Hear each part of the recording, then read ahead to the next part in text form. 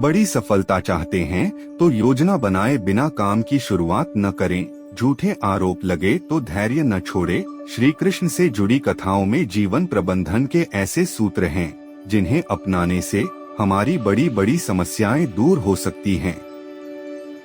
जब भगवान विष्णु श्री कृष्ण रूप में अवतार लेने वाले थे, देवकी और वसुदेव कंस की कैद में थे। कंस ने देवकी सुदेव की 6 संतानों का वध कर दिया था। 7वीं संतान के रूप में बलराम देवकी के गर्भ में आए तो भगवान विष्णु ने योगमाया से कहा था कि आप इस 7वीं संतान को देवकी के गर्भ से निकालकर वसुदेव जी की दूसरी पत्नी रोहिणी के गर्भ में स्थापित कर दो। इसके बाद कंस को ये सूचना दी जाएगी कि 7वां गर्भ गिर गया है। योगमाया ने ऐसा ही किया। इसके बाद जब 8वीं संतान के जन्म का समय आया तो भगवान ने योगमाया से कहा कि अब मेरे अवतार लेने का समय आ गया है। जब मेरे अवतार का जन्म होगा, ठीक उसी समय आप गोकुल में यशोदा के गर्भ से जन्म लेना। वसुदेव जी कंस के कारागार से निकालकर मुझे गोकुल पहुंचाएंगे और आपको लेकर कंस के कारागार में आ जाएंगे। जब कंस 8वीं संतान को मारने के लिए आएगा तब आप मुक्त हो जाना। भगवान ने जो योजना बनाई थी उसी के अनुसार श्री कृष्ण का अवतार हो गया। कथा की सीख। इस कथा में भगवान ने संदेश दिया है कि जब भी कोई काम करना हो तो उसकी योजना जरूर बनाएं। योजना अच्छी होगी तो सफलता जरूर मिलेगी। ऐसे काम न करें जिनकी वजह से गलत लोगों की ताकत बढ़ती है। बालकृष्ण माखन चोरी की लीला कर रहे थे। गोकुल के इस वजह से काफी परेशान थे। एक दिन गांव के नंद बाबा और यशोदा के पास पहुँचे और कान्हा की शिकायत करने लगे। नंद बाबा ने कृष्ण से पूछा कि तुम माखन चोरी क्यों करते हो, जबकि हमारे घर में तो बहुत माखन है। कृष्ण ने कहा कि आप लोग मेहनत से दूध, दही, घी, माखन तैयार करते हैं और फिर ये चीजें कर के रूप में दुष्ट कंस को दे देते हैं और इस वजह से गांव के बच्चों को माखन नहीं मिलता है।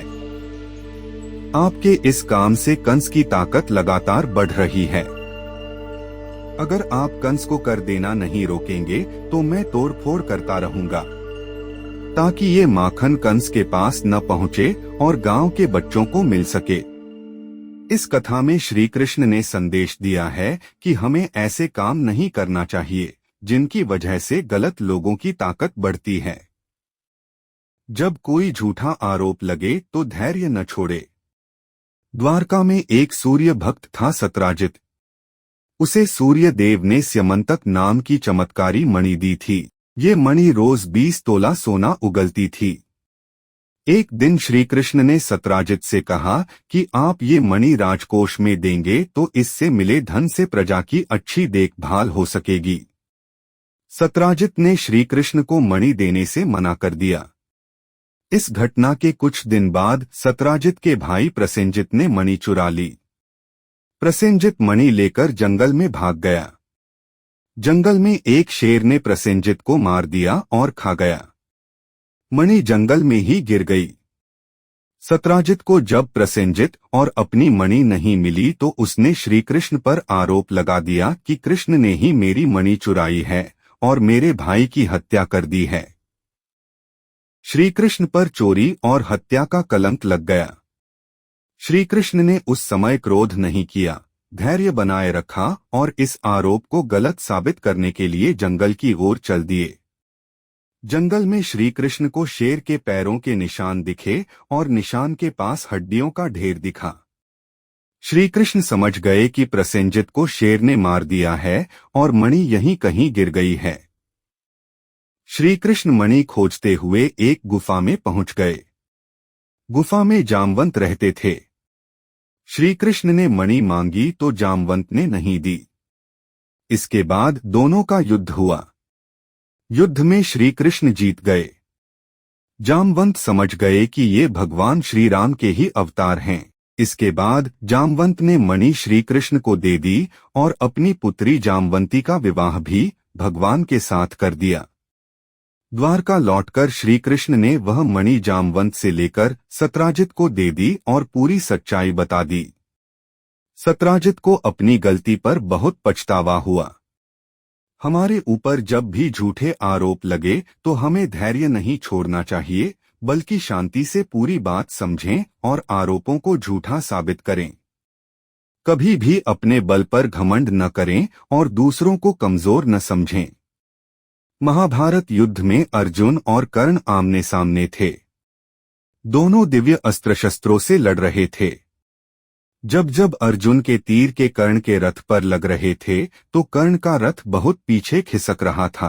दूसरी ओर जब जब कर्ण के तीर अर्जुन के रथ पर लगते तो उसका रथ थोड़ा सा ही पीछे खिसकता था। ये देखकर अर्जुन को घमंड हो गया कि उसके बाणों में ज्यादा शक्ति है। अर्जुन ने ये बात श्री कृष्ण से कही तो भगवान ने कहा कि तुम्हारे बाणों से ज्यादा शक्ति कर्ण के बाणों में है। भगवान की बात सुनकर अर्जुन ने कहा कि ये कैसे संभव है, मेरा रथ तो थोड़ा सा ही पीछे खिसक रहा है। श्री कृष्ण ने कहा कि तुम्हारे रथ पर मैं स्वयं बैठा हूँ, ऊपर ध्वजा पर हनुमान जी विराजित हैं, तुम्हारे रथ के पहिए को शेषनाग ने थाम रखा है। इतना होने के बाद भी कर्ण के बाण से ये रथ पीछे खिसक रहा है, तो इसका मतलब यही है कि उसके बाणों में ज्यादा शक्ति है। ये बात सुनकर अर्जुन को अपनी गलती का एहसास हो गया और उसका घमंड टूट गया। कथा की सीख यह है, इस कथा में श्री कृष्ण ने अर्जुन को सीख दी है कि कभी अपनी शक्ति का घमंड न करें और शत्रु को कमजोर न समझें। मित्रों, इसी के साथ इस कहानी को समाप्त करते हैं और मिलते हैं एक नई पौराणिक कथा के साथ। जय श्री कृष्णा। राधे राधे। प्रभु की कृपा बनी रहे।